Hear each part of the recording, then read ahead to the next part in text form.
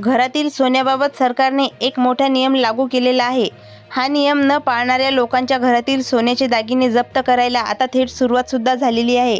सोन्या चांदीच्या किमती प्रचंड वाढल्यामुळे लोकांच्या घरातील दागिन्यांवर आता 5 नियम लागू करण्यात आलेले आहेत, ज्यामुळे नियम न पाळणाऱ्या लोकांच्या घरातून थेट सोनं जप्त केलं जात आहे. पूर्वी परिस्थिती वेगळी होती. पैसे दिले की सोनं विकत घ्यायचं, घरच्या तिजोरीत किंवा बँकेत ठेवायचं, नाहीतर महिला गळ्यात आणि हातात घालायच्या. पण आता चक्क घरोघरी चौकशी सुरू झालेली आहे. हे तुम्हाला खोटे वाटेल, पण गेल्या 8 दिवसात महाराष्ट्रात अशा 3 घटना उघडकीस आल्या आहेत, ज्या टीव्हीवर आल्यानंतर संपूर्ण महाराष्ट्राची झोपच उडाली आहे. पहिली घटना पुण्यात घडली आहे, जिथे एका घरात अचानक धाड पडली. पोलीस अचानक घरामध्ये गेले तेव्हा एक महिला घरात होती. त्यांनी कपाट चेक केलं तर कपाटामध्ये मंगळसूत्र, मिनीगंठण, कानातले, दागिने, अंगठी सापडली आणि ती थेट जप्त करण्यात आली. ही बातमी समोर येताच दुसरी घटना नाशिकमध्ये घडली, जिथे एका व्यक्तीकडे 4 तोळ्याची सोन्याची मोठी साखळी म्हणजे चैन होती. त्यांच्याकडे चौकशी केली असताना सोन्याची कागदपत्र सापडली नाहीत, म्हणून ते सोनं देखील जप्त करण्यात आलं. आणि तिसरी घटना कोल्हापुरात घडली, तिथे वारसा हक्काने मिळालेले सोन्यावर सुद्धा जप्ती आणली गेली होती. आता तुमच्या घरातलं आणि तुमच्या अंगावरचं सोनं सुरक्षित नाही, कारण हा नियम जर तुम्ही पाळला नाही तर तुमचं सोनं जप्त होणारच. तुम्ही कोर्टात जरी गेला तरी कोर्टसुद्धा काही करू शकत नाही, कारण सोन्याच्या जप्तीचा नियम आता लागू झालेला आहे. तिन्ही घटनांनी संपूर्ण महाराष्ट्राची झोपच उडवलेली आहे. आता तुमच्या घरात जर सोनं असेल किंवा तुमच्या अंगावर सोन्याचे दागिने असतील तर ताबडतोब सावध व्हा, कारण तुमच्याही घरात उद्या अधिकारी घुसतील आणि त्यांनी नियमानुसार कागदपत्र मागितली नाही तर तुमचं सोनं जप्त होऊ शकतं. आता या बातम्या व्हायरल झाल्यानंतर लोक म्हणतील की सोन्याचं बिल तर आमच्याकडे आहेच, पण या बिलाचा विषय नाही तर विषय पूर्ण वेगळाच आहे. म्हणूनच ही माहिती तुम्हाला या व्हिडिओतून देणार आहे. मग खरोखरच कोणते आहेत त्या 5 नियम जे संपूर्ण घरातील सोन्यावर लागू झालेले आहेत? आता तुमचं सोनं सुरक्षित ठेवण्यासाठी तुम्ही नेमकं काय करायचं आणि पुढे नाशिक तसंच कोल्हापूरमधल्या त्या संपूर्ण लोकांनी नक्की काय चूक झाली होती, ज्यामुळे त्यांचं सोनं जप्त झालं होतं? चला जाणून घेऊया. हा व्हिडिओ पूर्ण शेवटपर्यंत नक्की बघा. सोने आणि चांदीच्या किमती गगनाला भिडल्यामुळे सर्वसामान्य लोकांच्या घरातील दागिन्याबाबत हे 5 नवीन नियम लागू करण्यात आलेले आहेत, कारण ही आधीची वेळ पूर्णपणे वेगळी होती. पैसे दिले की सोनं विकत आणायचं आणि तिजोरीत किंवा बँकेच्या लॉकरमध्ये ठेवून घ्यायचं. पण आता सरकारने अशा 5 नियमानुसार एक गुप्त चौकशी सुरू केलेली आहे, ज्यामुळे प्रत्येकाचेच दागिने धोक्यात आलेले आहेत. लोकांना वाटत होतं की हा फक्त कागदावरचा नियम आहे, पण गेल्या अवघ्या 8 दिवसात महाराष्ट्रात अशा 3 भयानक घटना घडल्या, ज्या टीव्हीवर आल्यानंतर संपूर्ण राज्याची झोपच उडाली आहे.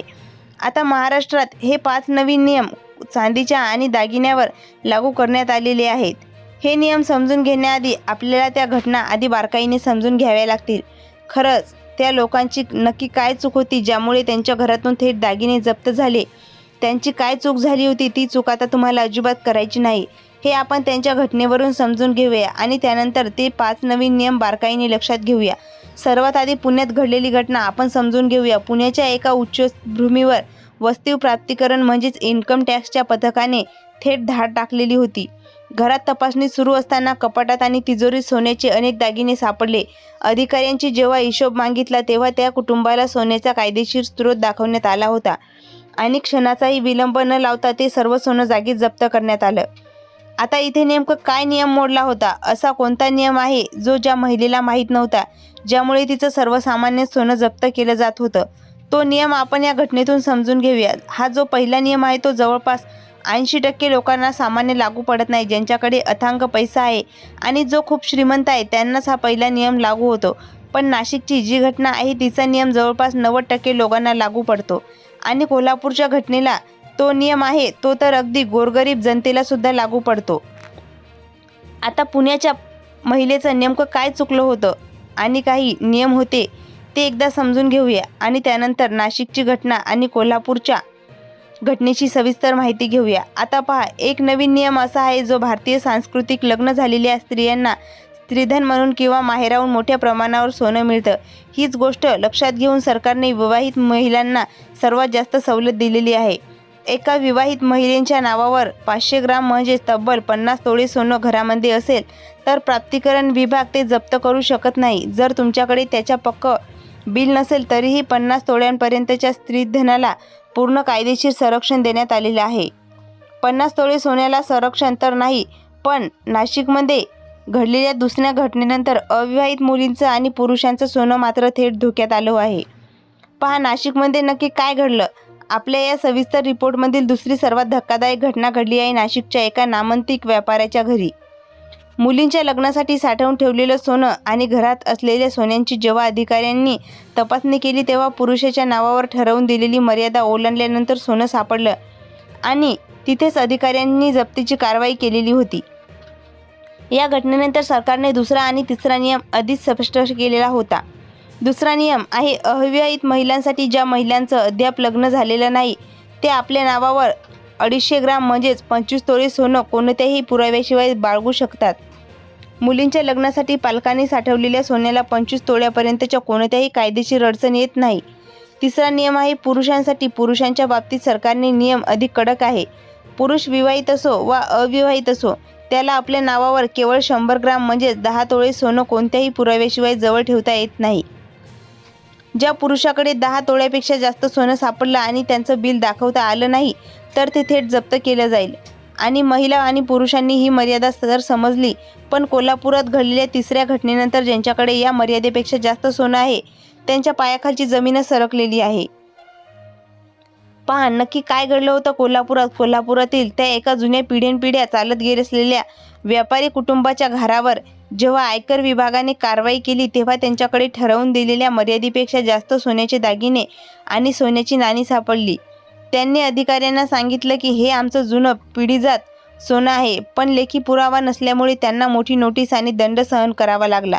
यावरून सरकारने चौथा अतिशय महत्त्वाचा नियम समोर आणलेला आहे. जर तुमच्या घरात 50 तोळे, 25 तोळे किंवा 10 तोळेपेक्षा मर्यादेपेक्षा जास्त सोनं असेल तर तुमच्याकडे खालील दोनपैकी एक गोष्ट असणं अत्यंत अनिवार्य आहे.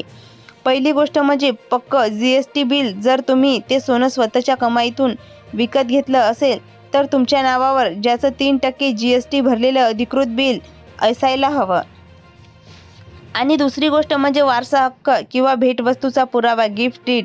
जर ते सोनं तुमच्या आईवडिलांकडून किंवा आजी आजोबांकडून वारसा हक्काने किंवा गिफ्ट म्हणून मिळालं असेल तर त्याचा कायदेशीर पुरावा तुमच्याकडे असणं गरजेचं आहे. वारसा हक्काचा पुरावा तर समजला, पण जुन्या सोन्याचं बिल नसताना ते जप्त होण्यापासून वाचवण्याचा एक सोपा कायदेशीर मार्ग बँक अधिकारी आणि कायदेशीर तज्ज्ञांनी सांगितलेला आहे. पहा अनेकदा आपल्या घरामध्ये 5 ते 60 वर्षापूर्वीचं पिढ्यानपिढ्या चालत असलेलं जुनं सोनं असतं ज्याचं बिल आज असणं जवळजवळ आवश्यक आहे. अशावेळी आयकर विभागाच्या जप्तीपासून हे सोनं कसं वाचवायचं. तज्ज्ञांनी यासाठी चौथा नियमामार्गत एक उत्तम उपाय सांगितलेला आहे. जर ते सोनं तुमच्या आईवडिलांनी किंवा सासूसासऱ्यांनी तुम्हाला दिलेलं असेल तर तुम्ही आजच 100 रुपयांचा स्टॅम्प पेपरवर एक बक्षीसपत्र गिफ्ट डीड तयार करून घेऊ शकता. त्यावर स्पष्टपणे लिहून घ्या की हे अमुक ढमुक तोळे सोनं मला माझ्या आईवडिलांकडून किंवा वारसा हक्काने भेट म्हणून मिळालेलं आहे. या एका बक्षीसपत्रामुळे कायदेशीर तपासणीच्या वेळी तुमच्या सोन्याला पूर्ण संरक्षण मिळतं आणि प्राप्तिकरण विभाग ते जप्त करू शकत नाही. बक्षीसपत्राचा हा उपाय तर कामी येईलच, पण वाचवा. आणि सर्वात भयानक नियम असा आहे ज्या एका चुकीमुळे तुमच्या नवीन खरेदी केलेलं सोनंसुद्धा जागीच जप्त होऊ शकतं. या यादीतील 5वा आणि सर्वात महत्त्वाचा नियम म्हणजे कच्च्या बिलावर सोन्याची खरेदी करणं पूर्णपणे बंद करा. नेहमी लक्षात ठेवा, सोनं खरेदी करताना 3% GST भरून हॉलमार्क असलेलं पक्क बिलच घ्या. हे पक्क बिल तुमच्या सोन्याची शुद्धता आणि तुमच्या मालकीचा सर्वात भक्कम कायदेशीर पुरावा असतं. या सर्व कायदेशीर नियमानंतर आता सर्वात महत्त्वाचा मुद्दा येतो, तो म्हणजे तुमच्या घरातील सोन्याचा योग्य मूल्यांकन असं करायचं आणि भविष्यात कोणत्याही समस्येपासून स्वतःचा बचाव कसा करायचा. मित्रांनो, बऱ्याचदा आपल्याकडे जुनं सोनं असतं ज्यात पावती किंवा कागदपत्र नसतात, पण जर तुम्ही काही सोप्या आणि कायदेशीर पायऱ्या वेळेवर फॉलो केल्या तर तुम्हाला घाबरण्याची अजिबात गरज नाही. पहिली महत्त्वाची पायरी म्हणजे आजच्या तुमच्या घरातील संपूर्ण सोन्याची एक व्यवस्थित यादी तयार करा. यामध्ये घरातील प्रत्येक सदस्याच्या नावावर किती ग्रॅम सोनं आहे ते स्पष्टपणे लिहून ठेवा. कारण पुरुषांसाठी 10 तोळे, अविवाहित महिलांसाठी 25 तोळे आणि विवाहित महिलांसाठी 50 तोळ्यांची मर्यादा सरकारने ठरवून दिली जात आहे. त्यामुळे मर्यादेनुसार तुमच्या घरातील सोन्याची नीट वर्गवारी करा. जर तुमच्या घरातील सोन्याचं प्रमाण या ठरवून दिलेल्या मर्यादेपेक्षा जास्त असेल तर दुसरी पायरी म्हणजे लगेचच जवळच्या मान्यप्राप्त ज्वेलर्सकडे जाऊन किंवा अधिकृत व्हॅल्यू कडून तुमचं सोनं मूल्यकरण करून घ्या आणि त्याचं प्रमाणपत्र मिळवून ठेवा. तिसरी महत्त्वाची पायरी म्हणजे जर ते सोनं पिढ्यानपिढ्या किंवा आईवडिलांकडून मिळालेलं असेल तर अजिबात उशीर न करता 100 रुपयांच्या स्टॅम्प पेपरवर कायदेशीर बक्षीसपत्र तयार करून घ्या. 2 साक्षीदारांच्या सह्या घेऊन याची नोटरी करून ठेवा. ही नोटरी करून घेतली तर प्राप्तिकरण विभागासमोर तो एक अत्यंत भक्कम पुरावा मानला जातो. चौथी आणि सर्वात महत्त्वाची पायरी म्हणजे आजपासून पुढे जेव्हा कधी तुम्ही नवीन सोन्याचे दागिने खरेदी कराल तेव्हा कच्ची पावती किंवा सध्या कागदावरचं बिल घेणं पूर्णपणे बंद करा. दुकानातून 3% GST भरून हॉलमार्क असलेले अधिकृत पक्कं बिलच घ्या आणि ते बिल बँकेच्या लॉकरमध्ये किंवा सुरक्षित फाईलमध्ये सांभाळून ठेवा. जर उदाहरणार्थ अचानक प्राप्तिकरण विभागाची चौकशी झाली तर संयम ठेवा आणि हे अधिकृत पुरावे अधिकाऱ्यांना दाखवा. कायदेशीर बिल किंवा बक्षीसपत्र असेल तर अधिकारी तुमचं 1 ग्राम सोनंसुद्धा जप्त करू शकत नाही. मित्रांनो, हा सविस्तर रिपोर्ट आणि तुम्हाला माहिती कशी वाटली हे कमेंट करून नक्की सांगा.